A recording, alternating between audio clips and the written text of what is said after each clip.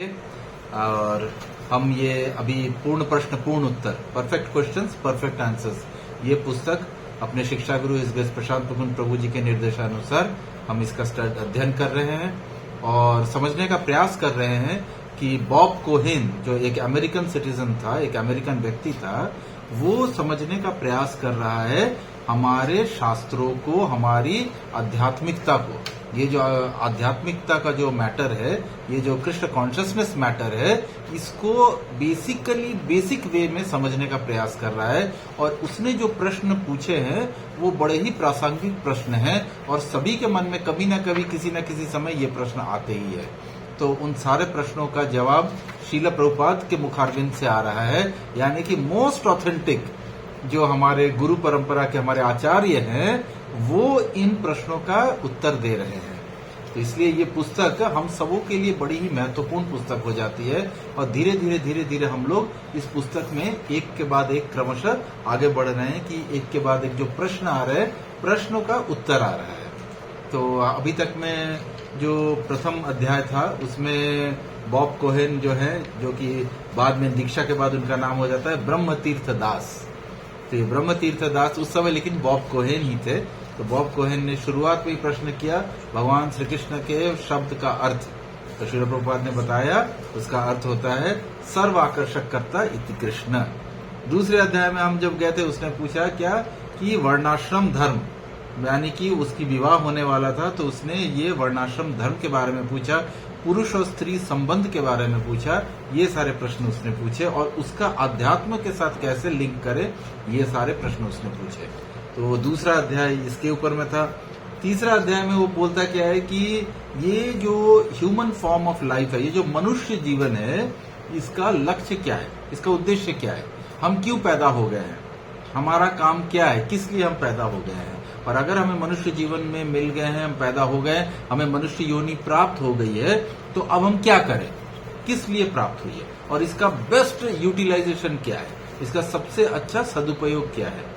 तो श्रील प्रभुपाद ने बताया मनुष्य जन्म का एकमात्र उद्देश्य है भगवत धाम में वापस जाने के रास्ते ढूंढना और उसके लिए प्रयास करना।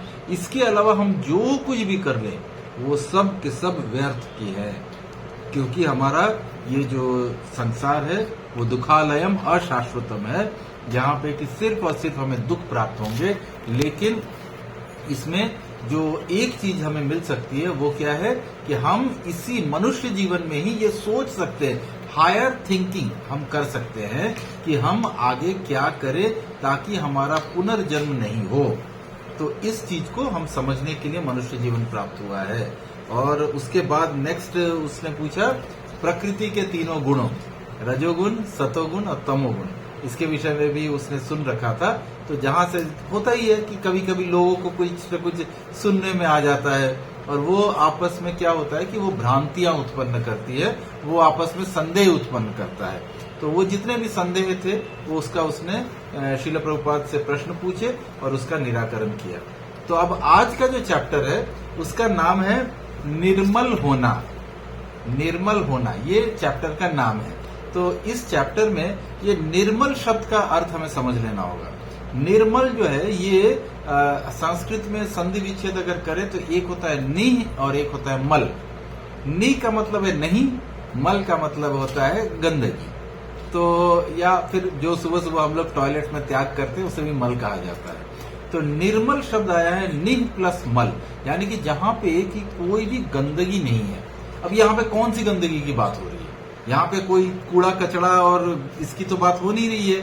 तो निर्मल शब्द का अर्थ ही यहाँ पे ये आता है कि हमारे अंदर जो 6 प्रकार की बहुत बड़ी गंदगियां हैं, कौन कौन सी हैं, काम, क्रोध, मोह, मद, लोभ, मत्सर्य, ये इतने सारे 6 प्रकार के जो हमारे अनर्थ हमारे अंदर है ना, ये सारे के सारे हमारे अंदर बहुत बड़ी गंदगी है। और इन गंदगियों से अपने को शुद्ध करना, क्योंकि जब तक हम इन गंदगियों से स्वयं को शुद्ध नहीं कर लेते हैं तब तक हमारा ये जन्म मृत्यु का चक्र बना रहेगा, हम भगवान श्री कृष्ण को प्रसन्न नहीं कर पाएंगे। तो ये चैप्टर जो है ये थोड़ा बहुत डील करेगा उसी पॉइंट के ऊपर में। वैसे तो ये जो टॉपिक है ये काफी वृहद टॉपिक है और इसके ऊपर बहुत लंबा प्रोसेस है इसको समझना और ये करना, लेकिन हम समझ रहे हैं बॉब के पर्सपेक्टिव से। बॉब ने जो प्रश्न पूछा उसके माध्यम से हम समझने का प्रयास करेंगे कि श्रील प्रभुपाद क्या जवाब दे रहे हैं। तो अभी ये भी कंटिन्यूएशन में ही है, हम अभी कहां तक पहुंचे हैं, 28 फरवरी तक पहुंचे हैं। तो 28 फरवरी में ही अभी भी चल रहा है। ये एक और पॉइंट अब बॉब के दिमाग में आया है जिसका वो निराकरण चाहता है, उसके बारे में वो सुनना चाहता है। तो अब हम लोग धीरे धीरे चैप्टर में प्रवेश करेंगे। उसके पहले हम लोग प्रभुपाद का प्रणाम मंत्र बोल के इस चैप्टर में प्रवेश करेंगे। नमो विष्णुपादाय कृष्ण पृष्ठाय भूतले श्रीमते भक्ति वेदांत स्वामिन्निति नामिने नमस्ते सरस्वते देवी गौरवाणी प्रचारिणे निर्विशेष शून्यवादी पाश्चात्य देश तारिणे। इस डिवाइन ग्रेस अभय चरणारविंद भक्ति वेदांत स्वामी श्रील प्रभुपाद की जय। श्री श्री गुरु महाराज की जय। इस ग्रेस प्रशांत मुकुंद प्रभु जी की जय।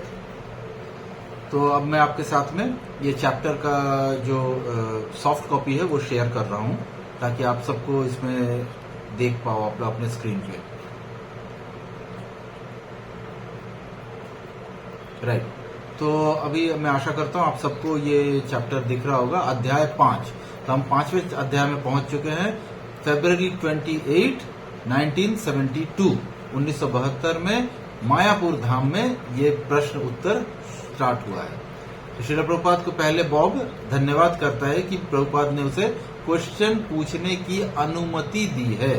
तो ये बड़ा ही इंपॉर्टेंट है। जब भी हमें किसी से क्वेश्चन पूछना होता है तो बहुत विनम्र भाव में उनसे परमिशन लेके क्वेश्चन पूछना चाहिए, ना कि आर्ग्यूमेंट के लिए क्वेश्चन पूछना चाहिए। तो ये बहुत ही इंपॉर्टेंट है समझना कि वैष्णव तरीका क्या है। तद विधि प्रणिपातेन परिप्रश्नेन सेवया उपदिक्षन्ति ते ज्ञाना ज्ञानिना तत्वदर्शिना। यहाँ पे भगवान स्वयं श्री कृष्ण अर्जुन को बोल रहे हैं ज्ञान कैसे प्राप्त करोगे, किसी तत्वदर्शी के पास में जाओ और उससे उनकी सेवा करो और उनको बहुत विनीत भाव से उनको समर्पित होके उनसे प्रश्न करो, वो तुम्हें सही मार्गदर्शन करेंगे। क्यों? क्योंकि उन्होंने सत्य को जाना है, सत्य को तत्व विचार से उन्होंने समझा है। तो श्री प्रभुपाद को धन्यवाद करते हैं। तो श्री प्रभुपाद बोलते हैं हाँ यही मेरा ध्येय है। मतलब श्री प्रभुपाद बोलते हैं yes this is my purpose. Prabhupada जो प्रचार कर रहे हैं वो बोल रहे हैं कि मेरा प्रचार करने का पर्पस ही यही है कि लोग मुझसे प्रश्न करें और मैं उस प्रश्न का उत्तर दूं। और जब हम परमेश्वर से सहयोग न करें, लोग भगवत विज्ञान को समझें। यानी कि श्रील प्रभुपाद क्या बोल रहे हैं कि उनके जीवन का उद्देश्य क्या है, सारे लोगों के बीच में इस भगवत विज्ञान यानी कि ये गॉड कॉन्शियसनेस जो है, कृष्ण कॉन्शियसनेस का जो ये साइंस है, इसको सबों को समझाना। जितने भी लोग हैं जो कि इस संसार में घूम रहे हैं, किसी न किसी कारणवश कोई न कोई प्रॉब्लम की वजह से कहीं न कहीं वे में वो भगवान से जिनका हाथ छूट गया है, उनको श्रील प्रभुपाद बोल रहे हैं मैं ज्ञान के द्वारा, नॉलेज के द्वारा वापस उनको भगवान तक लेके जाऊंगा। यही मेरा ध्येय है, यही मेरा उद्देश्य है, मेरे जीवन का ये पर्पस है। जब तक हम परमेश्वर से सहयोग न करें हमारा जीवन भ्रमित रहता है। जब तक हम भगवान के साथ नहीं जुड़ते हैं, हम चाहे कुछ भी कर ले, हमारा जीवन व्यर्थ है। हमारा जीवन जो है वो भ्रमित का मतलब होता है कि हम कंफ्यूज रहेंगे, जिंदगी भर हम कंफ्यूज रहेंगे जब तक हमारा प्रेम जो है, हमारा संबंध जो है हम भगवान से स्थापित नहीं कर लेते हैं। तो यहाँ पे प्रभुपाद एक बहुत सुंदर और बड़ा ही कॉमन सा एग्जाम्पल दे रहा है, और ये प्रभुपाद का एग्जाम्पल हमेशा काफी लोगों ने कोट किया हुआ है। यहाँ पे बोल रहे हैं कि अब मान लेते कोई यंत्र का मतलब कोई मशीन है, और उस मशीन में एक समझ लीजिए नट लगा हुआ है, एक स्क्रू लगा हुआ है। तो अब मान लेते हैं फॉर एग्जाम्पल हमारे सबके कमरे में पंखा है, तो पंखे में मान लेते एक नट लगा हुआ है, एक स्क्रू लगा हुआ है। या मिक्सर ग्राइंडर है, वो भी मशीन है, उसमें भी एक स्क्रू लगा हुआ है, स्क्रू से टाइट किया हुआ है। लेकिन उस स्क्रू का जो वैल्यू है वो तब तक ही है जब तक वो उस मशीन के साथ जुड़ा हुआ है। तो यहाँ पे श्रील प्रभुपाद इसी का उदाहरण दे रहे हैं कि जैसे ही वो स्क्रू उस मशीन से खुल के गिर जाता है या वो अलग हो जाता है, उसका कोई वैल्यू नहीं है। क्योंकि सिर्फ स्क्रू का कोई वैल्यू नहीं है। जब वो स्क्रू उस मशीन में लग जाता है तब ऑटोमेटिकली उस मशीन के साथ उस स्क्रू का भी वैल्यू बढ़ जाता है। तो यहाँ पे श्रील प्रभुपाद बोल रहे हैं हम सब लोग किसके अंश हैं? भगवान के अंश हैं। तो हमारा वैल्यू तभी तक है जब तक हम भगवान से जुड़े हुए हैं। भगवान का मतलब है श्री कृष्ण से जुड़े हुए हैं, क्योंकि एकमात्र श्री कृष्ण सीना ठोक के बोलते हैं मामेव अंश जीवलोके जीवभूत सनातन, मेरे ही सारे अंश हैं। यानी हम भगवान श्री कृष्ण रूपी मशीन के छोटे छोटे छोटे छोटे छोटे छोटे स्क्रू हैं।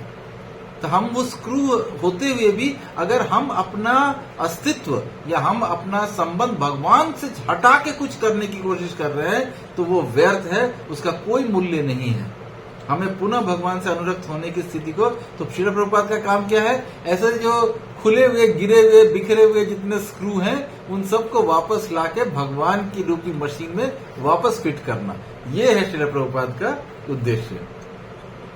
तो अब बॉब यहाँ पे बोल रहा है क्या कि जब वो वहां आ रहा था तो अपराह्न मतलब आफ्टरनून, तो आफ्टरनून में यहाँ आने के पहले उसने एक युवक से भेंट हुई जो कि इंडियन ही है, और वो मायापुर में क्यों आया है?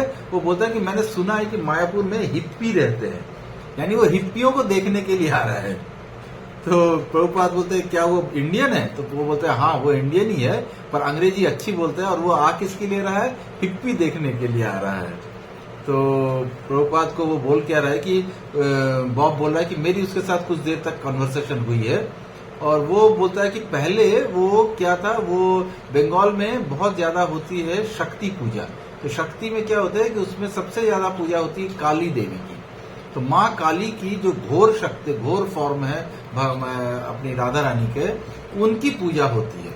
तो घोर फॉर्म में माँ काली जो है बड़ी लोकप्रिय है बंगाल में। तो वो बोलता था कि पहले मैं काली पूजा करता था, काली माँ की उपासना करता था, लेकिन उसके बाद क्या हुआ कि जहाँ रहता था वहां पे बाढ़ आ गई, और उसको लगा कि ये सब व्यर्थ है, कोई धर्म नहीं होता है, कुछ भी नहीं है, ये करते सोचते हुए उसने माँ काली की पूजा करना छोड़ दिया। वो कहता है कि लोगों के मध्य प्रेम भावना विकसित करने के प्रयास में वो अपना सुख प्राप्त करता था। अब वो बोलता है कि मेरे को ये पूजा वूजा और भगवान में अब कोई बिलीव नहीं रहा, सिर्फ मुझे इतना समझ में आता है कि सबके बीच में प्यार बांटो। तो प्यार बांटने में उसे लग रहा है कि वो उसमें उसको सुख प्राप्त हो रहा है। तो अब ये क्वेश्चन पे, इस आंसर पे बॉब को क्या प्रॉब्लम है? बॉब को ये लगता है कि जो वो लड़का उसे मिला है, आधा से ज्यादा अमेरिका इसी थ्योरी पे चलता है कि भगवान कुछ नहीं होता है, जो होता है हम खुद कर लेते हैं, खुद ही एंजॉय करो, सबको एंजॉयमेंट दो, इसी सबसे ऐसे ही चलता है। तो वो बोल क्या रहा है कि मैं ये नहीं समझ सका कि उसे क्या कहूं, और जीवन में भगवान तथा धर्म का समावेश कैसे करें, ये भी वो बॉब नहीं बता पाया। वो भी, उस लड़के ने उनको कहा क्या कि मृत्यु के उपरांत हो सकता है कि मैं भगवान का अंश बन जाऊं। अभी भी उसे इसका मतलब है उस लड़के को किसी भगवत गीता की कुछ भी नॉलेज नहीं है। बोल क्या रहा है कि मृत्यु के बाद हो सकता है कि मैं भगवान का पार्ट बन जाऊं, अंश हो जाऊं, या हो सकता है नहीं बनूं, किंतु अब वो इस विषय में चिंता नहीं कर सकता। और क्या बोले, धार्मिक अनुष्ठानों को परखा है किंतु काम न कर सके। तो वो धार्मिक अनुष्ठानों के प्रति भी अब उसकी कोई रुचि नहीं है। और देखिए यहाँ पे बॉब यही बोल रहा है कि जब मैं वापस अमेरिका जाऊंगा तब जिनके संपर्क में मैं आऊंगा वे अधिकतर लोग ऐसे ही है। तो यहाँ पे बॉब अब यूएस का अपना पोजीशन बता रहे हैं कि अब आप तो यहाँ पे मेरे को भगवान समझा रहे हो, पुनर्जन्म समझा रहे हो, कैसे शरीर से, एक शरीर से दूसरे शरीर में आत्मा जा रही है वो समझा रहे हो, सब कुछ बता रहे हो, लेकिन वहां पे वो बोल के कि यूएस में भी मुझे ऐसे ही लोग मिलेंगे जो कि धार्मिक नहीं है। तो ये बहुत ही बड़ा प्रॉब्लम है, ये पूरे संसार का बड़ा प्रॉब्लम है कि गॉडलेसनेस, सोसाइटी में भगवान नहीं है। ये भगवान का ना होना ही इतनी सारी समस्याओं का जड़ है। तो अब आप देख सकते हैं कि यहाँ पे श्रील प्रभुपाद बोल रहे हैं कि वो उसने, बॉब ने पूछा उन्हें यह विश्वास दिलवाने के लिए कि यह परखने योग्य है। क्या परखने योग्य है? यानी Krishna consciousness. At least he should try to check Krishna consciousness. मैं उनसे क्या कहूं यह मुझे ज्ञात नहीं है। बॉब बोल रहा है कि मैं उसे कैसे कन्विंस करूं कि एक ना एक बार कम से कम ये कृष्ण भावना भवित का जो विचार है, ये फिलोसॉफी है, इसे एक्सेप्ट करके तो देखो। लेकिन वो बोल रहा है कि मैं उसे कैसे कन्विंस करूं, ये मेरे को समझ में नहीं आ रहा है। तो श्रील प्रभुपाद बोलते हैं आप ट्राई भी मत कीजिए। बड़ा सुंदर श्रील प्रभुपाद लेके कि आप अभी प्रयास नहीं करें। क्यों? क्योंकि अभी तक आपको ही पूरा नॉलेज नहीं है। आपको पहले आपका पूरा नॉलेज हो जाए, फिर आप दुनिया को बदलने का या दुनिया को सही करने का प्रयास करो। तो यहाँ पे श्रील प्रभुपाद बड़ा ही फेमस, हिज ग्रेस प्रशांत पुकुन प्रभु जी भी काफी बार इसको बोलते हैं, जो चैतन्य महाप्रभु का आदेश है, भारत भूमिते होइलो जन्म मनुष्य जन्म जार, जन्म सार्थक करी कर पर उपकार। तो इसमें देखिए पर उपकार मतलब दूसरों के ऊपर उपकार कब करना है? जन्म सार्थक करी, पहले खुद तो सार्थक कर लो, अपना जीवन को सार्थक बना लो, फिर दूसरे के ऊपर उपकार करो। तो इसमें प्रभुपाद यही बोल रहे हैं कि पहले तुम खुद शिक्षा ग्रहण कर लो, पूरी इस फिलोसॉफी को अच्छे से समझ लो, फिर तुम किसी को जाके कन्विंसिंगली बोल सकोगे और कन्विंसिंगली इन चीजों का जवाब दे सकोगे। तो अब बॉब बोलता है, भक्तों ने मुझे बताया कि प्रत्येक क्षण कृष्ण भावनामृत हुए बिना आप सुखी नहीं हो सकते, परंतु मुझे कभी कभी सुख का अनुभव होता है। अब बॉब यहाँ पे थोड़ा सा क्वेश्चन को डिफरेंट वे में प्रेजेंट कर रहा है। बोलता है क्या कि मुझे सारे भक्त जितने भी मिलते हैं बोलते हैं कि अनलेस, जैसे हम लोग भी हमेशा बोलते हैं जीवन व्यर्थ है, केवल श्रम कर रहे हैं हम लोग, अगर हम कृष्ण भावना भवित नहीं है, अगर हम कृष्ण के प्रति भक्ति नहीं कर रहे हैं तो हमारा जीवन व्यर्थ है।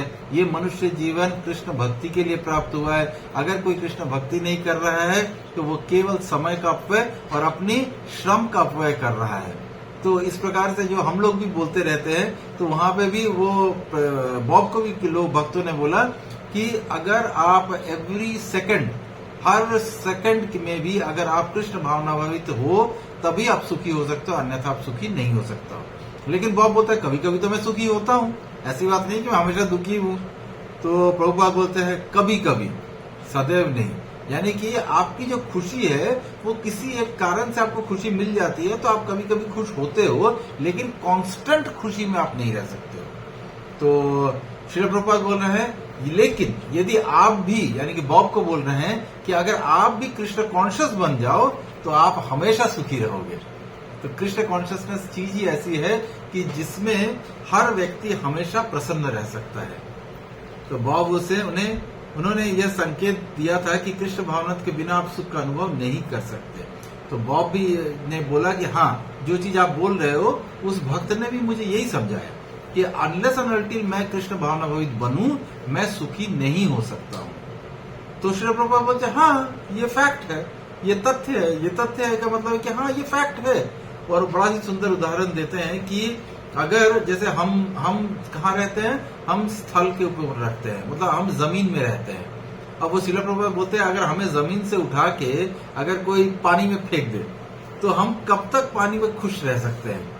कुछ देर तक के लिए हो सकता है पानी में हम पानी में छपर कर ले, लेकिन उसके बाद जब तक हम वापस स्थल पे नहीं आ जाते तब तक हम खुश नहीं हो सकते। हमारे शिक्षा गुरु प्रशांत पुकुन प्रभु जी इसका उल्टा उदाहरण भी देते हैं कि एक मछली है, सपोज मछली को आपने पानी से निकाल लिया और आपने बोला कि भाई द्वारका में तुमको 5 बेडरूम पेंट हाउस दे रहा हूं मैं, सब में एयर कंडीशन लगा हुआ है, बड़ा सुंदर तुम्हारा फुल्ली फर्निश्ड फ्लैट है, तो तुम एक काम करो, तुम अब से पानी से निकलो वहां पे रहो। तो क्या मछली उस पेंट हाउस में उतने करोड़ों की संपत्ति में रहते हुए भी सुख का अनुभव करेगी? वो सुख कभी नहीं हो सकती, इनफैक्ट दुखी होगी और धीरे धीरे वो उसके प्राण छूट जाएंगे।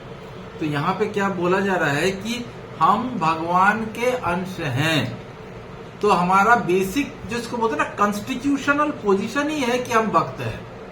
हमने जबरदस्ती अपने आप को भौतिक बना रखा है। हम एक्चुअली में हम सब भगवान के अंश हैं। इसका मतलब है हमारी जो टेंडेंसी है वो भगवान की सेवा करना ही है, लेकिन हमने खुद को क्या बना रखा है, नहीं मैं तो भाई मैनेजर हूँ, मैं तो भाई डायरेक्टर हूँ, मैं तो प्रेसिडेंट हूँ, मैं तो यहाँ पे जाता हूँ, ऑफिस जाता हूँ, ये करता हूँ, काम करता हूँ। तो ये किसने बना रखा है? या हम लोगों ने स्वयं ने बना रखा है। लेकिन इससे हमें कभी खुशी प्राप्त नहीं हो सकती है। क्यों? क्योंकि हम कृष्ण के अंश हैं और हमें कृष्ण में मिल जाना चाहिए। तथा आप अपनी भावना से तत्काल ही यह विचार करने के द्वारा कि मैं कृष्ण का हूँ, कृष्ण मेरे हैं, कृष्ण के संग हो सकते हैं। बस इतना ही है, यानी कि सिर्फ इतना ही तो सोचना है कि मैं कृष्ण का हूं और कृष्ण मेरे हैं। अगर हम इतना समझ ले तो ऑटोमेटिकली हम part and parcel of Krishna हो जाता है। तो प्रभुपाद यहाँ बोल रहे हैं प्रत्येक वस्तु कृष्ण का अंश है और वो उन्हीं की शक्ति से उत्पन्न होता है, और प्रत्येक वस्तु किसकी है? कृष्ण की ही शक्ति से है। तो बॉब बोल रहे हैं यहाँ पे, मैं किस प्रकार स्वयं को भगवान के अधिक निकट अनुभव कर सकता हूँ। अब बॉब बोल रहा है प्रैक्टिकली मुझे बताइए कि मैं कैसे भगवान के या भगवान का एसोसिएशन कैसे कर सकता हूँ। मैं कभी कभी मंदिर जाता हूँ और मंदिर आता हूँ, तत्पश्चात चला जाता हूँ, तथा मुझे निश्चित रूप से ज्ञात नहीं है कि मैं इन्हें कितना ग्रहण करके अपने साथ ले जाता हूँ।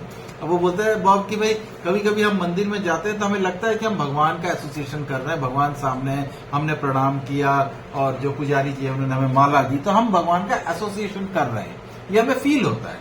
लेकिन जैसे ही घर आ गए बस उसके बाद ये सारी जो फीलिंग है, ये जो थोड़ा बहुत पीसफुल लगता है, बड़ा अच्छा लगता है, ये सब समाप्त हो जाता है। तो इसमें प्रभुपाद बोल क्या रहे हैं, अब देखिए, अब यहाँ पे प्रभुपाद ने कहा कि अगर तुम चाहते हो कि तुम परमानेंटली भगवान के एसोसिएशन में रहना चाहते हो, यानी भगवान का एसोसिएशन का मतलब हम कांस्टेंट भगवान के विषय में चिंतन करें, भगवान के विषय में बोले, कृष्ण के बारे में चिंतन करें, कृष्ण के विषय में बोले, कृष्ण भक्तों से मिले, ये सारी चीजें, कृष्ण की कथा सुने, कृष्ण के ग्रंथ पढ़े, ये सारी चीजों से हम क्या कर रहे हैं? भगवान श्री कृष्ण के साथ एसोसिएशन बना रहे हैं। और इस एसोसिएशन को बनाने के लिए क्या करना पड़ेगा? अब देखिए यहाँ पे इस चैप्टर का जो हेडिंग था वो आया। अब यहाँ पे प्रभुपाद बोल रहे हैं तुम्हें निर्मल होना पड़ेगा, यानी कि जो तुम्हारा हृदय है उसको निर्मल होना पड़ेगा, इसमें कोई मल नहीं होना चाहिए। पर श्री प्रभुपाद उसके बाद ये भी बोल रहे हैं कि इसमें अधिक समय नहीं लगता है, 6 माह यानी कि 6 मंथ्स के अंदर में ही आपको लगेगा कि आप बहुत ज्यादा डेवलप हो रहे हो, किंतु आपको विधि विधानों का पालन करना होगा। जितने 4 नियम श्रील प्रभुपाद ने दिए हैं उनका पालन करना होगा। वैदिक भक्ति के जितने नियम है, सुबह उठना, मंगल आरती करना, फिर ग्रंथ पढ़ना, श्रवण करना, भक्तों का संग करना, प्रसाद पाना, ये जितनी भी चीजें, माला करना, जप करना, ये सारी चीजें जो है वैदिक भक्ति के जितने प्रोसेसेस हैं उसको फॉलो करना होगा। तो श्रील प्रभुपाद बोले तब सब कुछ ठीक हो जाएगा, जैसे ये युवक और युवतियां कर रही हैं। श्रील प्रभुपाद अपने जो अनुयायी हैं उनके तरफ दिखा के बोल रहे हैं कि ये लोग भी तो कर ही रहे हैं ना, जो चीज मैं आपको बता रहा हूँ ये लोग तो करके प्रैक्टिस करके दिखा रहे हैं आपको। तो अब उन्होंने बहुत बोलते हैं हाँ समझा। अब श्रील प्रभुपाद बोल रहे हैं कि इसमें एडवांटेज क्या है, देखिए कैसे परिवर्तन हो रहा है कि ये जो नए नए लड़के लड़कियां हैं जो श्रील प्रभुपाद के अनुयायी थे, श्रील प्रभुपाद बोले इनमें सिनेमा अथवा होटल जाने की प्रवृत्ति नहीं है। इनको कभी मन नहीं करता है कि भाई मैं चला जाऊं जाके मूवी देख के आऊं, चलो आज वीकेंड है थोड़ा सा मूवी देखते हैं, रेस्टोरेंट में खाते हैं, फिर वापस आते हैं। जो भौतिक समाज जो है, भौतिक संसार जो जिस चीज में लगा हुआ है, लेकिन जो कृष्ण भक्त बन गया है वो कांस्टेंट इसी चिंता में रहेगा कि अरे आज क्या करे, क्या ये होगा, आज कोई क्लास हो रही है कि नहीं, कहाँ पे क्या हो रहा है, भगवान के विषय में चर्चा चल रही है, थोड़ा सा सुन लेते हैं, थोड़ा सा कुछ पढ़ लेते हैं। तो देखिए उनकी जो प्रवृत्ति है वो किस प्रकार से चेंज हो रही है। तो वो बोल रहे हैं कि जो जितने यहाँ पे मेरे यंग अनुयायी हैं आप देख सकते हो उनको, इन्होंने इन सारे अनर्थों को और अनावश्यक वस्तुओं को त्याग दिया है। जो चीजें कृष्ण भक्ति के लिए जरूरी नहीं है उनको त्याग देना है। और यहाँ पे श्रील प्रभुपाद भगवान ऋषभ देव का एक श्रीमद् भागवतम का श्लोक यहाँ पे बोल रहे हैं, जो भगवान ऋषभ देव ने अपने पुत्रों को बताया था। तपो दिव्यम पुत्र का येन सत्वं शुद्ध यद्य स्मात् ब्रह्म सौख्यम त्वनंतरम। तो यहाँ पे श्रील प्रभुपाद बोल रहे हैं कि भगवान ऋषभ देव कहते हैं कि हमें तपस्या तथा आत्म निग्रह करना चाहिए ताकि हम अपने अस्तित्व को निर्मल बना सके। तो इसका मतलब है कि हम कैसे अपने आप को, हमारे अंदर में जो ये मल भरा हुआ है, ये जो 6 प्रकार के विकार भरे हुए हैं, काम है, क्रोध है, लोभ है, मोह है, मत्सर्य है, तो इन सारे चीजों से हम कैसे बाहर निकले। तो वो बोल क्या रहे हैं, इसका भगवान ऋषभ देव तरीका बता रहे हैं कि तपस्या, पहला है तपो दिव्यम, दिव्य तपस्या करो और आत्मनिग्रह करना सीखो। आत्मनिग्रह का क्या मतलब होता है? Self control. मैं मूवी नहीं देखने जाऊंगा हॉल में, बस ये सेल्फ कंट्रोल है।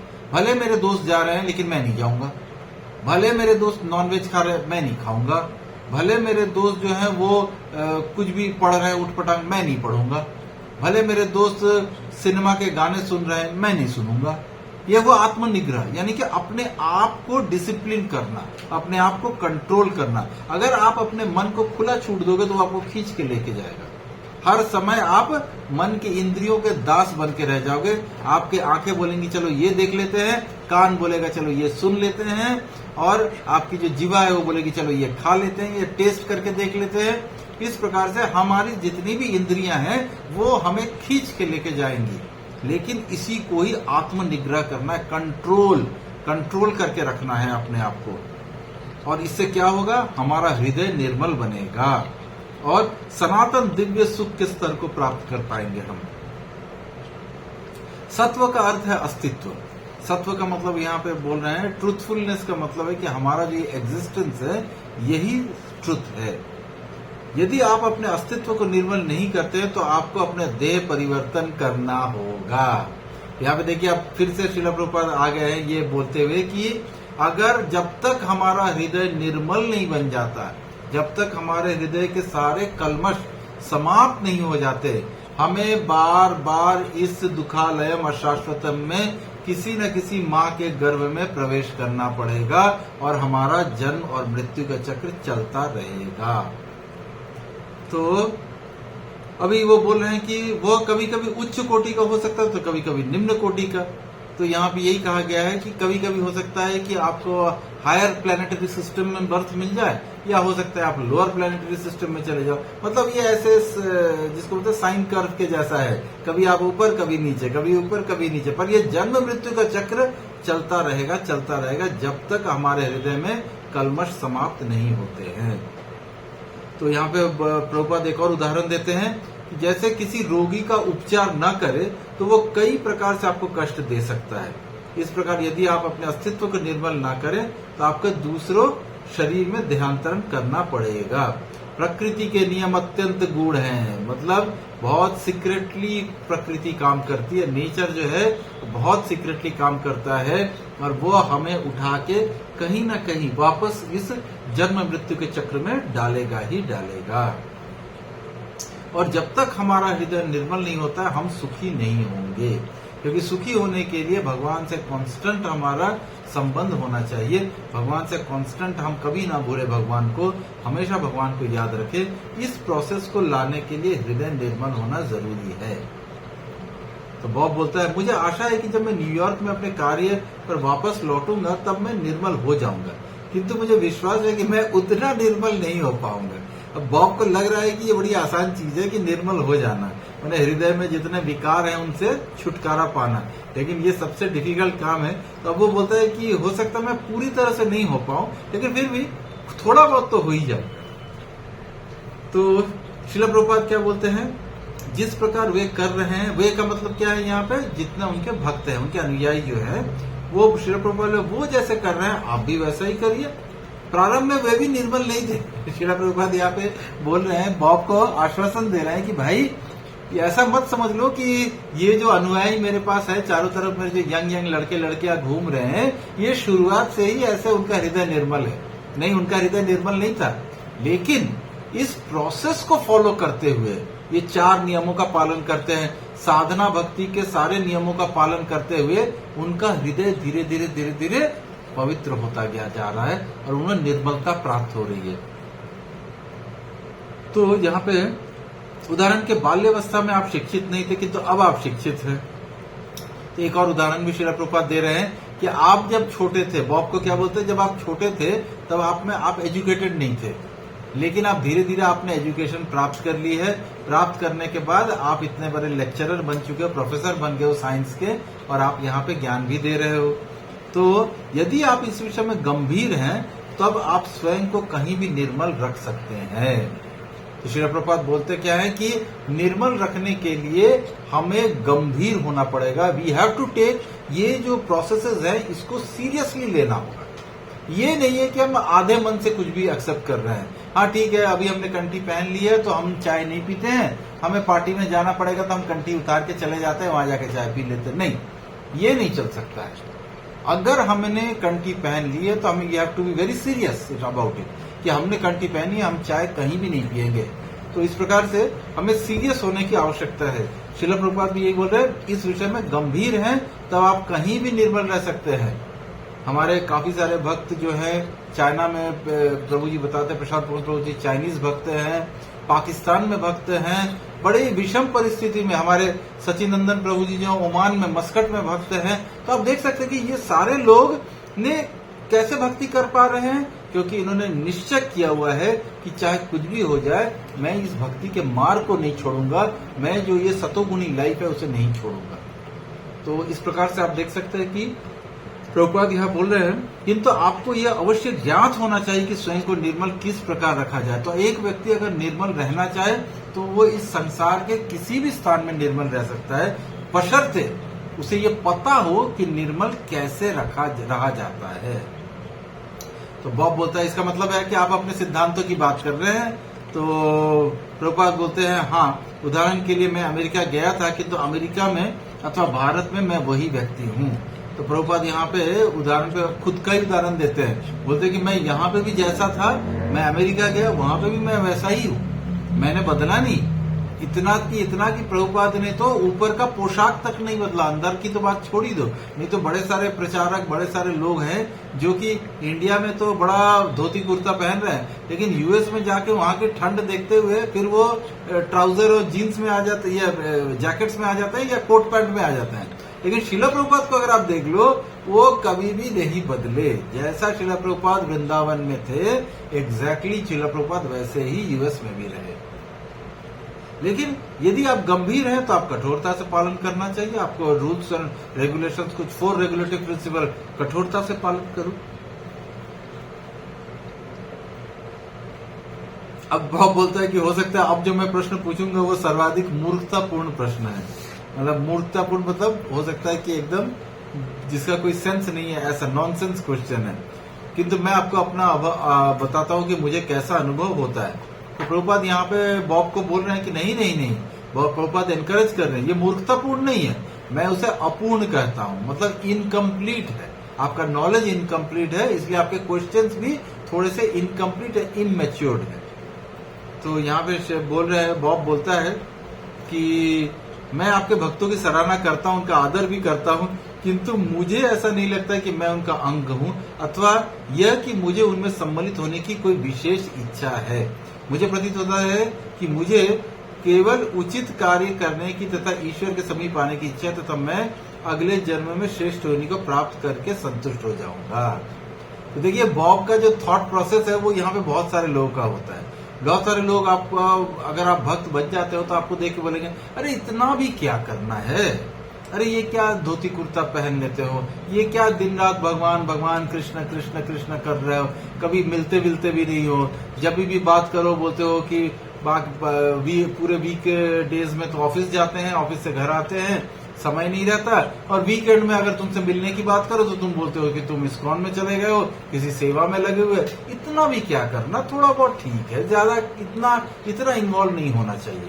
तो यहाँ पे श्रील प्रभुपाद क्या बोल रहे हैं कि यहाँ पे बॉब क्या बोल रहा है कि वो भी इसी तरह का है कि वो लगता है कि भक्त अच्छे हैं, सब अच्छा है, लेकिन इतना मैं नहीं कर सकता हूँ, मुझे इतना और नहीं मेरे में इतना करने की इच्छा है। मतलब बॉब क्या बोला, मेरे में इतनी इच्छा भी नहीं है कि मैं इतना इस लेवल तक घुस जाऊं, ये सारी भौतिकताओं को त्याग दूं और केवल और केवल भक्ति के मार्ग पे चलूं।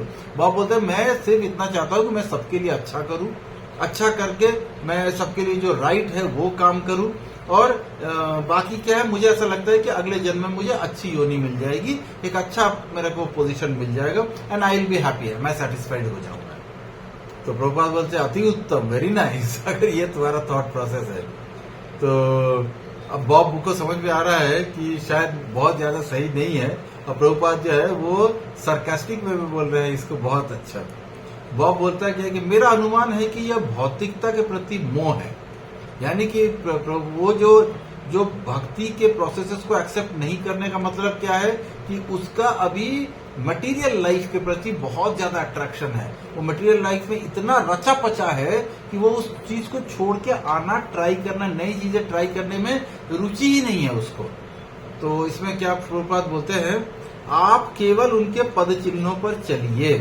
यानी कि प्रभुपाद बोल रहे हैं जो मेरे भक्त हैं, अनुयायी हैं, वो जैसे जीवन जी रहे हैं, आप केवल उनके फॉलो कीजिए, जस्ट फॉलो देम। वो जो जो चीजें कर रहे हैं आप उतना फॉलो कर लीजिए। आप निर्मल तथा सुखी होने का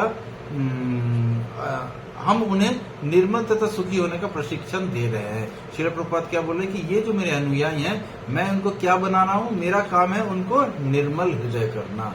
यानी कि उनके हृदय से सारी जो कुंठाएं हैं, सारी जो अनर्थ है, उन सबको निकालने का ही प्रयास कर रहा हूं। श्रील प्रभुपाद यही बोलते हैं। क्यों कर रहे हैं? क्योंकि श्रील प्रभुपाद बोलते हैं मैं विश्वास रखता हूं सर्वे सुखिनो भवन्तु। तो सभी लोगों को सुखी होने का अधिकार है, सभी सुखी हों। पर सुखी होंगे कैसे? सुखी होने के लिए हृदय निर्मल होना होगा। क्यों हृदय निर्मल होना है? हृदय निर्मल होने से ऑटोमेटिकली भगवान की भक्ति में लगेंगे। भक्ति में लगने से क्या होगा? ऑटोमेटिकली सुखी होंगे। तो ये पूरा का पूरा चैनल है कि एक चीज होता है तो फिर दूसरा चीज उसके साथ साथ पीछे पीछे हो रहा है। वे तो इसमें अब प्रभुपाद यहाँ पे बोल रहे हैं कि अधिकतर लोगों को ये पता ही नहीं है कि सुखी कैसे होया जाए। लोगों को लगता है कि भौतिक वस्तुओं से सुखी हो सकते हैं, लेकिन भौतिक वस्तुओं या भौतिक उपलब्धियों से हमें सुख मिल सकता है, लेकिन उनमें कोई सुख नहीं है। तो यहाँ पे वो बोलते हैं वे सुखी होने के लिए प्रामाणिक पथ का अनुसरण नहीं करते। यानी कि जो प्रूवन एंड जो प्रोसेस है खुश होने का, उसका वो फॉलो नहीं करते हैं। अपने मनगढ़ंत अपने वे से डिफरेंट उपाय निकाल लेते हैं खुश होने के लिए और अपने ही रास्ते बनाते हैं। और श्रील प्रभुपाद बोलते हैं यही सबसे बड़ी कठिनाई, क्योंकि वो सब रास्ते अल्टीमेटली आपको दुखी देंगे। ऋषभ देव ने अपने पुत्रों को यह परामर्श दिया, प्रिय पुत्रों, दिव्य साक्षात्कार के लिए केवल तप करो। यानी कि भगवान की तपस्या करो। भगवान के साथ जो साक्षात्कार है, मतलब भगवान के साथ जो मीटिंग है, उसके लिए तपस्या करो। तो प्रभुपाद यहाँ पे बोलते हैं कि मैं किसी को जानता हूं जो व्यावसायिक प्रबंधन का मतलब होता है एमबीए के लिए, बिजनेस मैनेजमेंट के लिए शिक्षा प्राप्त करने के लिए विदेश जाना पड़ा था। अब वो एक अच्छे पद पे है, वो एक बहुत बड़ी कंपनी में अच्छे स्थान पे है। इस प्रकार प्रत्येक व्यक्ति को भावी जीवन के लिए कुछ न कुछ तपस्या करना पड़ता है। आज जो व्यक्ति एक अच्छे पोजीशन पे है, उसे डेफिनेटली काफी मेहनत करनी पड़ी है उस पोजीशन में जाने के लिए। इसका मतलब है ये मेहनत क्या है? तपस्या। ये उसने भौतिक उपलब्धि प्राप्त करने के लिए तपस्या की। लेकिन ऋषभदेव क्या बोल रहे हैं? दिव्य तपस्या करनी है। दिव्य तपस्या का मतलब भगवान श्री कृष्ण के लिए तपस्या करनी है। आप अगर सुबह 4:30 बजे मंगल आरती कर रहे हो तो आप तपस्या कर रहे हो। ये एक बहुत कठिन तपस्या है। एवरीडे सुबह उठना, उठ के मंगल आरती 4:30 बजे करना, ये एक तपस्या है। आपको अपने अस्तित्व तथा देह को निर्मल करना होगा, तो फिर आप एक भौतिक देह को स्वीकार करें। अगर आप नहीं करोगे तो जितनी बार आप भौतिक देह को स्वीकार करेंगे, उतनी बार आपको उसे बदलना होगा। परंतु एक बार अगर आपका देह जो है, आपका जो मटेरियल बॉडी जो है, ये निर्मल हो गया, आपका हृदय निर्मल हो गया, तो आपका आध्यात्मिक देह की प्राप्ति होगी, स्पिरिचुअल बॉडी। यहाँ पे श्रील प्रभुपाद क्या बोलते हैं? आपको स्पिरिचुअल बॉडी प्राप्त होगी, जिसमें कि आपको अब स्पिरिचुअल बॉडी से इस मटेरियल बॉडी में ट्रांसफर नहीं होगा और आपके पास आजीवन काल के लिए शाश्वत बॉडी प्राप्त होगी, जिसको कि हम बोलते हैं आध्यात्मिक देह। हम अपने भौतिक दूषणों के कारण हम भौतिक देह विकसित कर रहे हैं, किंतु यदि हम आध्यात्मिक जीवन से जुड़ जाए तो आध्यात्मिक देह विकसित करेंगे। यदि हम एक लौह शलाका को अग्नि में डालेंगे तो अग्नि के समान हो जाएगी।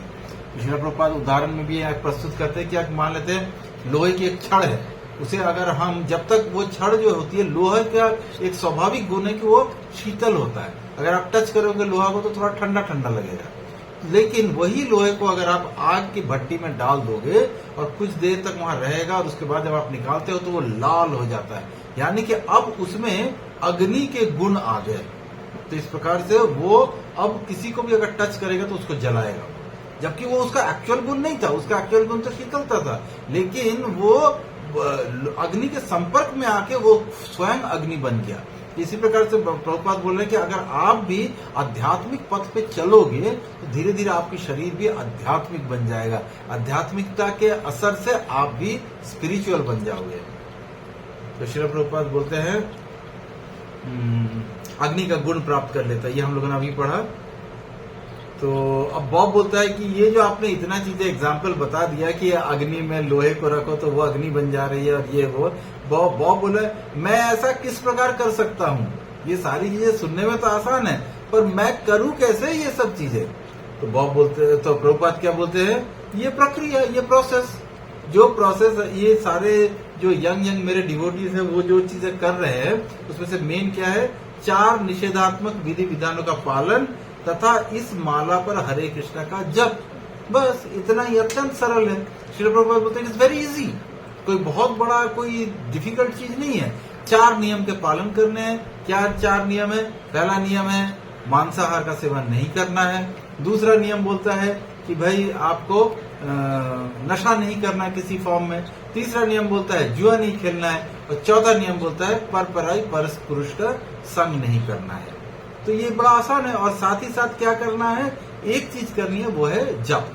तो यहाँ पे देखिए जप का प्रभुपाद यहाँ पे कितना इंपॉर्टेंस दे रहे हैं। जब तक हम जप नहीं करेंगे, हमारे हृदय की जो मलिनता है, हमारे हृदय में जो गंदगी है, हमारे हृदय का जो मल है, हमारे हृदय में जितने भी अनर्थ है, वो कभी नहीं जाएंगे, कभी नहीं जाएंगे वो, क्योंकि हमारे हृदय को धोने के लिए ही ये जप है। ये जप की जो प्रोसेस है वो उसी के लिए है। तो अब श्रील प्रभुपाद क्या को बॉब क्या बोलते हैं, यदि मैं इन नियमों से कुछ का पालन करूं, सभी का नहीं तो। अब बॉब बोलते हैं कि 4 नियम तो दिए है प्रभुपाद ने, बोलते मैं कुछ का पालन कर लेता हूं, लेकिन सबका अगर पालन नहीं करूं तो प्रभुपाद बोलते हैं कुछ का मतलब क्या है ही तो 4। ऐसा थोड़ा है कि 400 नियम है उसमें से कुछ का आप पालन कर रहे हो, ले लेके उंगली में गिन के 4 तो नियम है, तो उसमें बॉब बोलते नहीं 2 या 3 का पालन कर लूंगा अगर। तो प्रभुपाद बोलते हैं कि अगर आप 2 या 3 का पालन कर रहे हो तो चौथे का पालन क्यों नहीं करोगे? सिंपल क्वेश्चन है कि अगर आप 2 का भी कर रहे हो तो तीसरे और चौथे का भी पालन करो। तो बॉब बोलता है मेरा तात्पर्य है कि मैं 1-2 का पालन करता हूँ, अभी मैं 1 या 2 का पालन करता हूँ। तो बॉब प्रभुपाद हंस रहे हैं और बोलते हैं कि 3 क्यों नहीं, क्या कठिनाई है, व्हाट इज द प्रॉब्लम? 4 नियमों का पालन करने में आपको प्रॉब्लम क्या है? तो बॉब बोलता है कि मैं एक नियम का, प्रभुपाद का एक रूल है, नियम में से एक नियम होता है कि आप मांसाहार का सेवन नहीं करेगा। तो बॉब बोलता है मैं लगभग शाकाहारी हूँ किंतु मैं अंडा खाता हूँ। तो यहाँ पे देखिए बॉब, ऐसे बॉब जैसे लोग आपको बड़े सारे जीवन में मिल जाएंगे, बोलेंगे कि हाँ मैं तो शाकाहारी हूँ, मैं वेजिटेरियन, लेकिन मैं अंडा खाता हूँ। या ऐसे भी लोग मिलेंगे कि मैं पूरे हफ्ते जो है ना वो मैं वेजिटेरियन ही हूँ और सिर्फ संडे को मैं थोड़ा सा नॉनवेज खा लेता हूँ। कुछ लोग बोलेंगे कि नहीं मैं बाकी वीक में तो जो है मैं नॉनवेज खाता हूँ, लेकिन मैं मंगलवार और शनिवार को मैं पूरा वेज हूँ भाई, मैं एकदम पूरा वेजिटेरियन हूँ। तो इस तरह से बड़े सारे लोगों ने अपने अपने नियम बना रखे हैं कि कब वेज होना है कब नहीं होना है। लेकिन प्रभुपाद बोल रहे हैं कि वह पूर्ण नहीं है, इसमें किसी में भी कंप्लीटनेस नहीं है। एक रूल, उसमें भी कंप्लीटनेस नहीं है। तो अब बॉब अपने आप को डिफेंड कर रहा है कि जब पिछले, ये बात कब की चल रही है, हो रही है फरवरी में, लेकिन बॉब बोल रहा है मैं नवंबर में जब आपसे मिला था, पहले भी बॉब मिला था, तो उस समय से के बाद से मैं शाकाहारी हो गया हूँ, यानी कि मैं वेजिटेरियन हो गया हूँ। लेकिन तो प्रभुपाद बोलता है कि ये जो तुम बार बार बोल रहे हो ना कि तुम वेजिटेरियन हो गए हो नवंबर से, जबकि अंडा खाता है लेकिन फिर भी खुद को बोलता है कि मैं वेजिटेरियन ही हूँ। तो प्रभुपाद बोलते हैं कि वेजिटेरियन होना कोई क्वालिफिकेशन नहीं है। आप स्वयं को ये नहीं बोल सकते कि मैं बहुत बड़ा भक्त बन गया हूँ क्योंकि मैं वेजिटेरियन हूँ। तो प्रभुपाद यहाँ पे उदाहरण किसका देते हैं, कबूतर और बंदर। प्रभुपाद बोलते हैं कबूतर जो होते हैं वो भी वेजिटेरियन होते हैं, कबूतर प्याज लहसुन भी नहीं खाते हैं। और दूसरा बोल रहा है बंदर भी प्याज लहसुन नहीं खाता और वेजिटेरियन ही होता है, फल फ्रूट्स ये सब खाता है। लेकिन सर्वाधिक व्यर्थ जीव, सबसे बदमाश, अब प्रभुपाद क्या बोले कि एकदम यूजलेस हैं ये लोग, लेकिन ये लोग जो है ये लेकिन है पूरे वेजिटेरियन। तो इनके वेजिटेरियन होने से कोई बहुत बड़ा फायदा तो नहीं हो रहा है ना, ये तो समाज में बेसिकली सर्वाधिक व्यर्थ, मतलब यूजलेस क्रीचर्स हैं ये लोग। तो बॉब बोलता है, मुझे प्रतीत हुआ कि यह किंचित प्रगति थी। मतलब बॉब बोलता है कि अब अपने आप को डिफेंड कर रहा है कि हाँ मुझे लग रहा है कि पर एटलीस्ट थोड़ा तो मैं डेवलप किया ना। मतलब मैं कहा, मैं टोटली नॉन वेजिटेरियन ना व्यक्ति था, वहां से अब मैं कम से कम मांस मछली तो नहीं खाता हूँ, भले अंडा खाता हूँ। यह थोड़ा कठिन था, तत्पश्चात सरल। तो बॉब बोलता है शुरू में ये भी डिफिकल्ट था, लेकिन अब थोड़ा थोड़ा इजी लगता है। तो प्रभुपाद बोलते हैं, नहीं, यदि आप कृष्ण भावनामृत की प्रक्रिया को अंगीकार करें तब आप समस्त विधि विधानों का पालन कर सकते हैं, अन्यथा यह संभव नहीं है। तो आपको प्रभुपाद स्ट्रेस दे रहे हैं कि नहीं, आपको चारों के चारों नियमों का बहुत सीरियस वे में उसको एक्सेप्ट करना होगा, तभी आप डिफरेंट विधि विधानों का पालन कर सकते हैं, अन्यथा संभव नहीं है। तो बॉब यहाँ पे उदाहरण देता है कि हाँ ये सही है कि, लेकिन वो पीछे शायद बोल रहे हैं कि मैं अभी बिहार वापस लौटूंगा। बिहार में भी शायद अपना यूएस आर्मी का जो उस समय का मैटर चल रहा था, उसके चक्कर में शायद बॉब बिहार में था वहां पे। तो बॉब बोलते हैं कि मैं अपने दोस्तों के साथ बैठा हुआ था और वहां पे बिहार में शाम होते के समय वहां पे इलेक्ट्रिसिटी का बड़ा प्रॉब्लम होता था। तो बॉब बोलता है कि इलेक्ट्रिसिटी थी नहीं, तो एकमात्र कार्य था मच्छरों को मारना, मच्छर से अपनी रक्षा करना। तो इतना ही करना होता था। इतने में उसके कुछ दोस्त लोग जो चारों तरफ थे, वो बोलते हैं कि क्यों ना हम लोग चरस का आनंद लें, यानी कि चरस मतलब ड्रग्स, हम ड्रग्स पीते हैं तो थोड़ा चरस ले लेते हैं। तो बॉब कहता है कि हाँ ठीक है, और कोई कार्य भी तो नहीं है, कोई और कुछ करने लायक भी नहीं, या तो मच्छर मारो या थोड़ा बहुत नशा कर लो, चरस ले लो। और वो बोलते हैं कि मैंने ऐसा आनंद भोगा उनके साथ में कि चरस का पान किया, लेकिन हमने ऐसा किया और हम उस प्रवाह में बह गए। यहाँ पे बोल रहे हैं कि हम उसमें, मैं अपने दोस्तों के साथ बह गया। हम प्रतिदिन ऐसा कर रहे थे और उसके बाद एवरीडे इवनिंग में जब भी वो बैठते थे तो थोड़ा सा चरस लेके वो पीते थे। तो लेकिन और यह ज्ञान होने पर कि हम स्वयं को कष्ट दे रहे हैं, हमने यह क्रम रोक दिया। एक दिन उसको ये बात पता चली कि मैं एक्चुअली ये नशीली पदार्थ लेके अपने ही हेल्थ को बिगाड़ रहा हूँ। तो फिर वो बोलते क्या कि मैंने इसे रोक दिया। किंतु फिर भी कभी कभी हम लोग जब आपस में मिल जाते हैं तो चलो भाई थोड़ा सा चरस पी लिया जाए, कोई दिक्कत नहीं है। तो प्रभुपाद यहाँ पे बोलते हैं आपको हमारे साथ रहना होगा। देखिए यहाँ पे प्रभुपाद एक और सिद्धांत स्थापित कर रहे हैं जिसको बोलते हैं डिवोटी एसोसिएशन। प्रभुपाद बोलते हैं कि अगर आप चरसी लोगों का संग करोगे तो आप चरसी पियोगे, लेकिन यदि आप हमारा संग करते हो या हमारे साथ रहते हो तो हमारे साथ रहने से आपका हृदय भी निर्मल हो जाएगा, आप सुखी भी हो जाओगे। और प्रभुपाद बोल रहे कि हमने जो ये बड़े बड़े इस्कॉन के सेंटर्स बनाए, क्यों बनाए? उसका मेन पर्पस यही है कि एक भक्त को दूसरे भक्त का संग प्राप्त हो सके, क्योंकि भक्तों के संग में आके ही हमारी भी भक्ति वृद्धि होती है। तो यहाँ पे बोलते संगति अत्यंत प्रभावशाली होती है। यहाँ पे प्रभुपाद बोल रहे हैं कि जो संगति है, एसोसिएशन है, वो बहुत ही इफेक्टिव होता है। आप शराबियों की संगति करें तो आप शराबी बन जाते हैं, साधुओं की संगति करें तो आप साधु बन जाते हैं।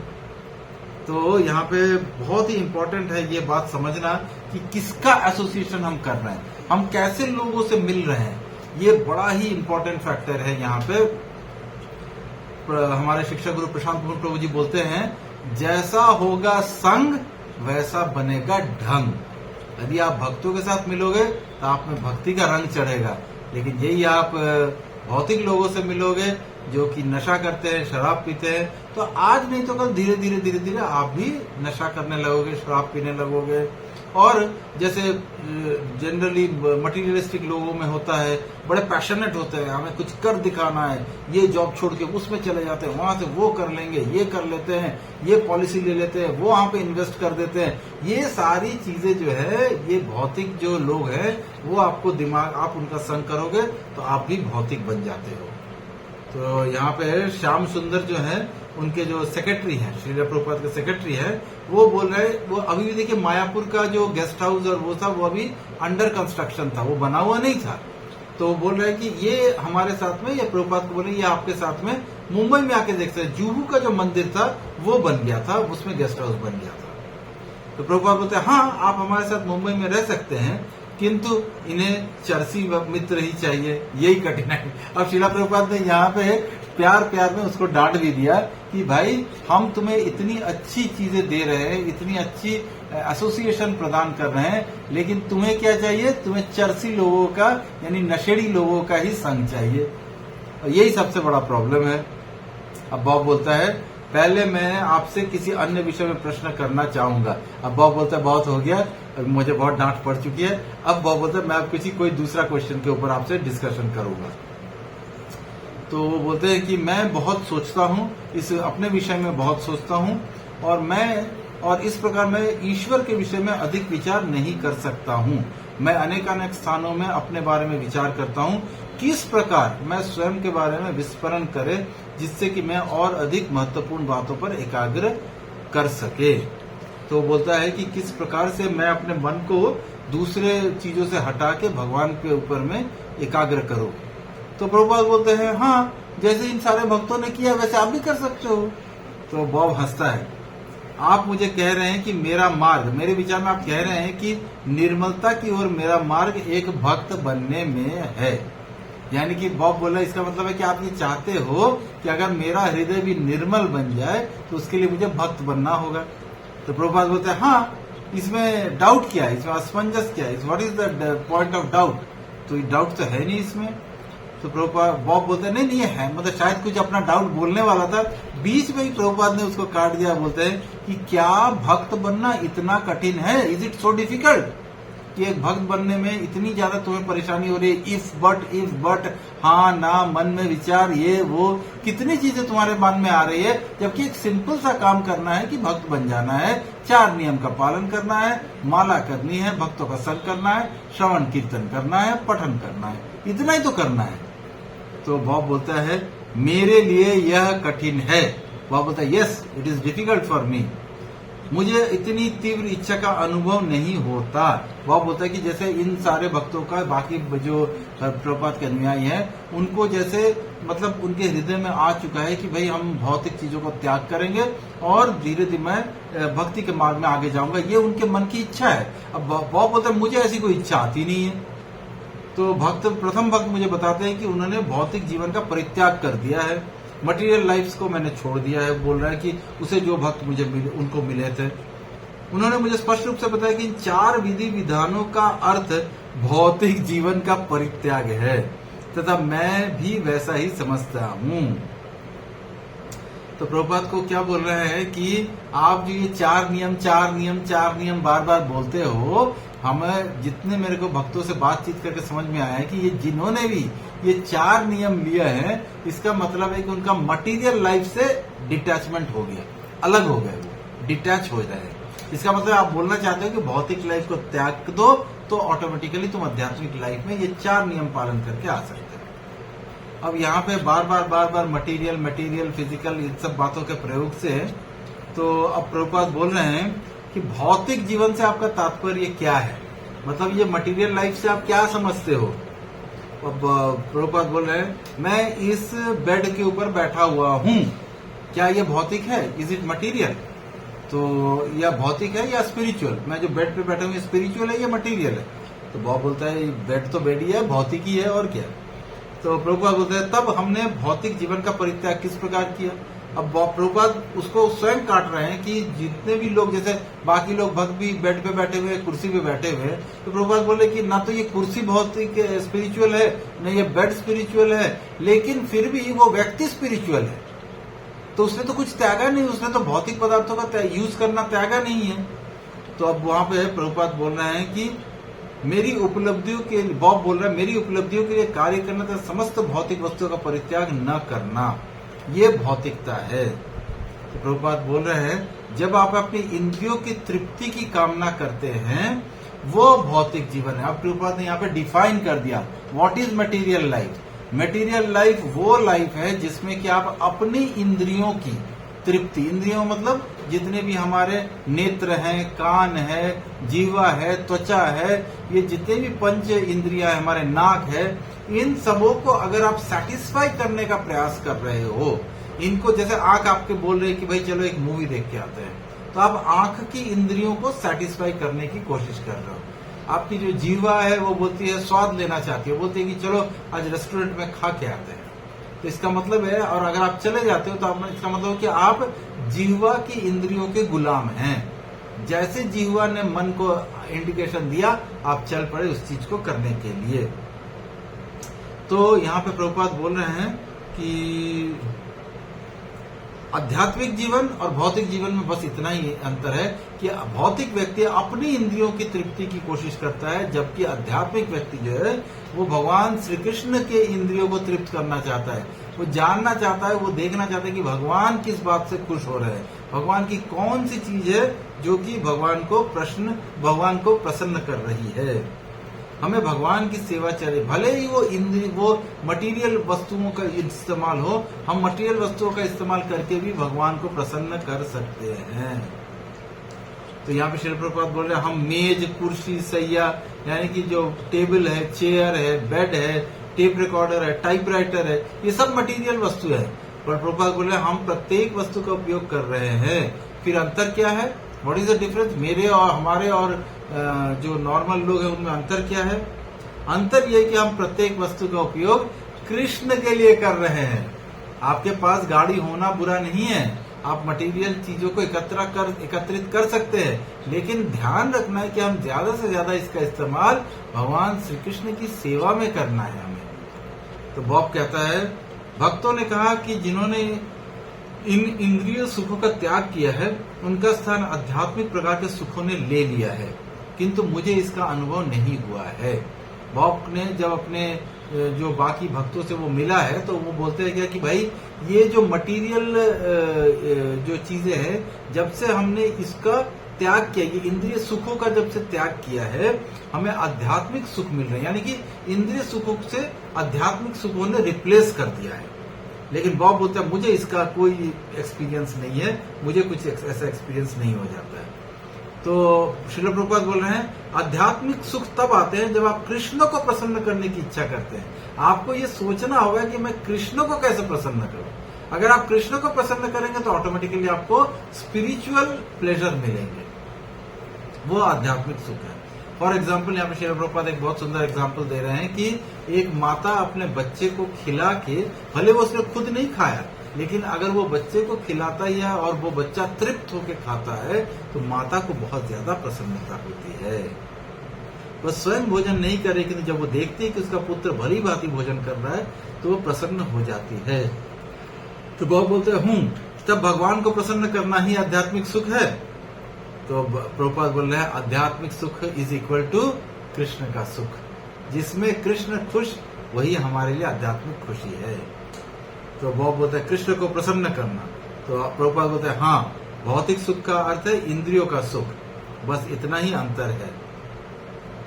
बॉब, मैंने इसे ऐसे समझा था, भगवान को प्रसन्न करने का मेरा विचार यह है कि, यहाँ पे जैसे ही बोलते हैं कि भगवान को प्रसन्न करने से हमें आध्यात्मिक सुख मिलेगा, तो बॉब बोलता है कि भगवान को प्रसन्न करने का प्रोसेस ये है कि, जहां तक जैसे की तक आया प्रभुपाद ने बीच में काट दिया और उन्होंने बोला कि आप अपने मनोधार्मिक मन से सोची हुई किसी भी चीज से भगवान को प्रसन्न नहीं कर सकते हैं। क्योंकि यहाँ पे श्री प्रभुपाद बोल रहे हैं कि फॉर एग्जाम्पल, अगर मुझे जल पीना है, मुझे प्यास लग रही है, मुझे जल पीना है, और मैंने किसी अपने सेक्रेटरी को बोला कि जाओ जाके जल लेके आओ, वो सेक्रेटरी क्या कर रहा है, वो बोलता है कि नहीं प्रभुपाद ना अभी तो इतनी ज्यादा मेहनत कर रहे हैं तो उनके शरीर में ताकत की जरूरत है, जल पी के क्या होगा, वो एक गिलास दूध का लेके आ जाता है। तो क्या उससे प्रभुपाद को प्रसन्नता होगी? लगा क्या था, पानी की प्यास लगी थी, लेकिन उसे अगर दूध भी मिल जाए तो उससे कोई एडवांटेज नहीं है। तो इसी प्रकार से अगर भगवान को प्रसन्न करना है तो हमें जानना चाहिए कि हमें किस प्रकार से कार्य करना है ताकि भगवान प्रसन्न हो। बॉब बोलते हैं और कृष्ण को प्रसन्न करना ही कृष्ण भक्त बनना है। तो श्री प्रभुपाद बोलते हैं क्या आप, बॉब बोल रहा है कि क्या आप मुझे हरे कृष्ण मंत्र से जप से संबंधित कुछ और जानकारी देंगे? मैंने काफी समय से मंत्र का जप किया है, परंतु नियमित रूप से नहीं। यानी कि देख सकते हैं आप, पहले वो बोलता है कि मैं वेजिटेरियन हूँ लेकिन अंडा खाता हूँ, अब वो बोलता है कि मैं जप करता हूँ लेकिन डेली नहीं करता हूँ, कभी कभी कर लिया, ऐसा है। तो ये सबों के साथ है, ऐसे मतलब अकेला बॉब नहीं है, बहुत सारे लोग हैं। तो अभी यहाँ पे बोल रहे हैं अभी कुछ समय पूर्व ही प्राप्त की है एवं कभी कभी मैं जप करते हुए सुख का अनुभव करता हूँ। तो प्रभुपाद को बोल रहे हैं कि मैं कभी कभी जब जप करता हूँ तो मुझे बड़ा अच्छा लगता है, किंतु मुझे किंचित असुविधा प्रतीत होती है, परंतु मेरे को थोड़ा थोड़ा प्रॉब्लम भी लगता है ये जप करना। हो सकता है कि मैं गलत ढंग से जप करता हूँ, मुझे ज्ञात नहीं है। तो प्रभुपाद बोलते हैं कि हाँ, प्रत्येक वस्तु को करने की, प्रत्येक वस्तु को, हर चीज को करने की एक प्रोसेस है, एक प्रक्रिया है, और आपको उस प्रक्रिया को एक्सेप्ट करना होता है, उसे अपनाना होता है। तो प्रभुपाद जब बॉब बोल रहा है, जब करते हुए भक्तों को जो आनंद अनुभव होता है उस विषय में मुझे बताते हैं। यानी कि बॉब बोल रहे हैं कि भक्त उनको बता रहे हैं कि जब हम जप करते हैं तो हमें बड़े आनंद की अनुभूति होती है। श्रील प्रभुपाद बोलते हैं कि हाँ, जितना अधिक निर्मल होंगे उतना आपको अधिक आनंद का अनुभव होगा। यह जप की प्रक्रिया निर्मल करने की प्रक्रिया है। तो यहाँ पे श्रील प्रभुपाद क्या बोलते हैं कि भाई ये जो प्रोसेस है जप का, ये किस चीज का है? ये उस चीज का है कि हमारे अंदर में जितने भी कल्मश है उसको समाप्त करने की प्रोसेस है। तो इस प्रकार से ये चैप्टर फिनिश होता है, जो चैप्टर 5 है कि किस प्रकार से निर्मल होना है। तो प्रभुपाद ने बताया कि हम केवल और केवल 4 नियमों का पालन करते हुए आराम से, और भक्ति के जो साधना भक्ति के जो अंग है उनको एक्सेप्ट करते हुए आराम से स्वयं को निर्मल कर सकते हैं। और हम सब लोग जिन्होंने भी इसको अपनाया है वो देखेंगे कि उनमें परिवर्तन आया है। बड़े सारे लोग थे जो कि हमारे ग्रुप में भी होंगे या आप में से बहुत लोग होंगे, जो आप याद कीजिए उन दिनों को जब आप भक्त नहीं थे, जब आपने 4 नियम नहीं एक्सेप्ट किया था, उस समय आप में और हम में बड़ी सारी प्रॉब्लम्स थी। हमारे हृदय में बड़े सारे जिसको बोलते हैं गंदगियां थी। लेकिन जैसे नॉनवेज खाने की टेंडेंसी हो जाती है, नशा करने की टेंडेंसी हो जाती है, पर ये सारी चीजें जप करते हुए और मन को दृढ़ करते हुए, जो स्वयं को अनुशासित करते हुए हमने देखा कि हम आराम से इसको कर सकते हैं। ये ऐसा कोई इम्पॉसिबल टास्क नहीं है। तो इस प्रकार से, और ये करना बड़ा जरूरी है, क्योंकि जब तक हमारा हृदय निर्मल नहीं होगा, जब तक हमारा हृदय कल्मश से मुक्त नहीं होगा, तब तक हम भगवान श्री कृष्ण के प्रति अपना प्रेम विकसित नहीं कर सकते। तो इस प्रकार से ये चैप्टर यहीं पे समाप्त होता है। यदि आप में से किसी का कोई प्रश्न है तो आप प्रश्न पूछ सकते हैं, और अन्यथा हम ऑलरेडी 10 बज चुके हैं। हम इस क्लास को अब यहाँ पे समाप्त करेंगे। हमारा ये क्लास में हम लोगों ने डिस्कस किया कैसे मन को निर्मल बनाया जा सकता है। हरे कृष्णा। हरे कृष्णा। राजेश प्रभु जी।